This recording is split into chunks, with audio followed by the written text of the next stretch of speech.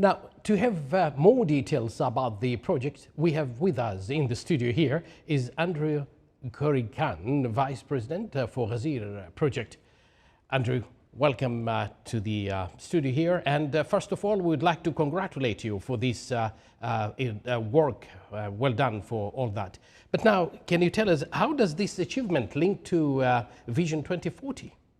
Thank you for the opportunity to come and talk about the project. And if I may, just at the outset, thank the Ministry of Energy and Minerals and also OQ and our partners, because without their support, everything that is a success for the project wouldn't have been achieved.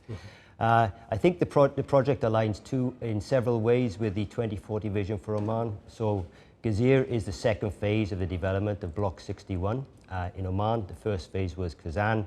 Kazan produces a billion cubic feet of gas and significant condensate as well. With the addition of Ghazeer, we're adding another 500 million cubic feet of gas supply and also another 35,000 barrels of condensate. So it increased significantly the supply of lean energy into the Sultanate for decades to come. And I think in terms of another pillar of the 2040 vision about reducing emissions, one of the actions we've taken, it's quite normal industry practice across the world to, when we start up wells, to flare the gas for the initial couple of weeks. We took a decision back in January 2019 to change that and adopt something that we call green completions. And this means that we've eliminated significant volumes of CO2 emissions since that time. It's the equivalent to taking 40,000 vehicles off the road. So in terms of the Sultanate's objectives through 2040 vision of reducing emissions, the project honours this as well, I think.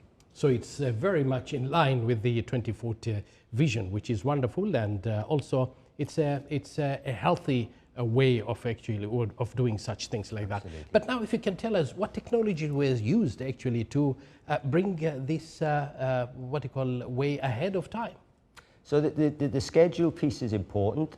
If you benchmark the schedule of Ghazeer against the best international comparisons, we're 2 to 4 months ahead of schedule. So that's a significant achievement. I think the major lever for that was that we sought support from the then Ministry of Oil and Gas in 2017 for a philosophy of copying, of cloning, as we say, an exact replica of the Kazan facility.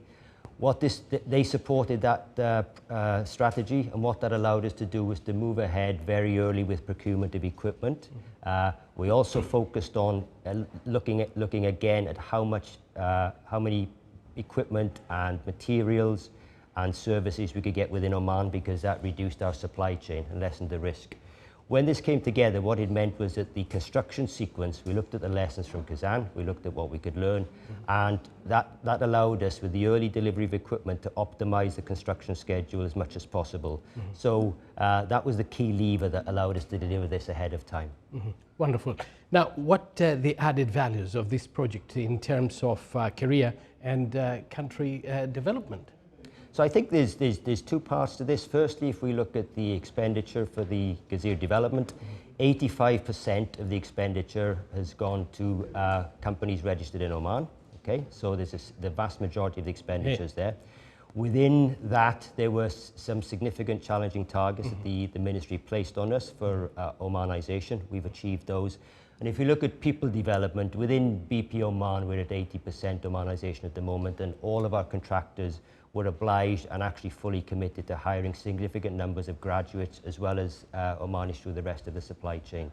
So in terms of organisation capability, I think that we've tried to honour that. There's always more we can do, but I think that's broadly tried to achieve the ministry's targets. Well, that's a well done kind of work, and with the speedy way of doing it. We really appreciate that for you coming all the way to come and talk to us.